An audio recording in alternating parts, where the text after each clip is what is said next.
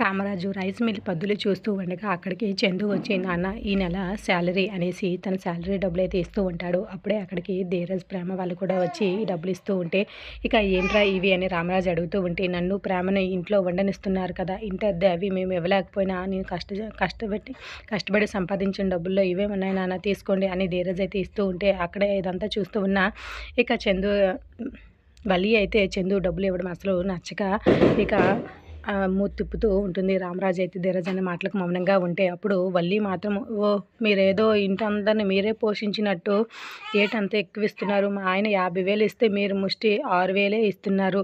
ఇది ధీరజ్ ఏమో చదువుతున్నాడు, తనకేమో డబ్బులు సంపాదన ఉండవు. ఈ చందు ఏమో సొంత రైస్ మిల్లో పనిచేస్తున్నాడు కాబట్టి రూపాయి ఆదాయం ఉండదు. ఎంతటికీ మా ఆయనే కదా కష్టపడి జాబ్ చేసి 50,000 ఏటి 50,000 సంపాదిస్తాడు మా ఆయనే అనేసి ఇక చందుని చూసి మురుస్తూ ఉంటుంది. ఇక అక్కడున్న వల్లి అయితే ఇదంతా వింటున్న ధీరజ్ అలాగే ప్రేమ వాళ్ళకి బాధగా అనిపిస్తుంది. కానీ ఏమీ మాట్లాడరు.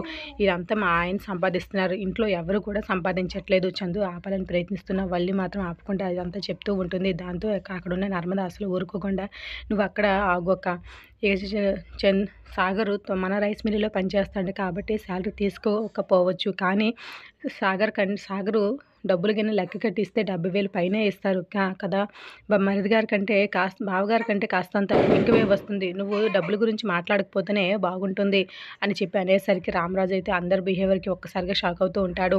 ఎప్పుడు డబ్బుల గురించి మాట్లాడుతూ ఉంటావు, ఇప్పటి వరకు ఇన్ని రోజుల్లో కూడా ఎవరు కూడా శాలరీల గురించి మాట్లాడలేదు, నువ్వెందుకు స్పెషల్గా మాట్లాడుతున్నావు, ఒకరు సంపాదించిన లేకపోయినా ఏదైనా అడగవలసింది అక్కడ ఉన్న మామగారు, అత్తగారు, వాళ్ళకే లేనిది నువ్వెందుకు నోరెత్తుతున్నావు అనేసి నర్మద అయితే అడుగుతూ ఉంటుంది. దాంతో ఏంటి వీళ్ళందరూ ఇలా తగ్గువాడుకుంటున్నారు అనేసి రామరాజు అయితే షాకే, అలాగే మాట్లాడకుండా మౌనంగా ఉంటాడు. ఇది రుసు ప్రోమో.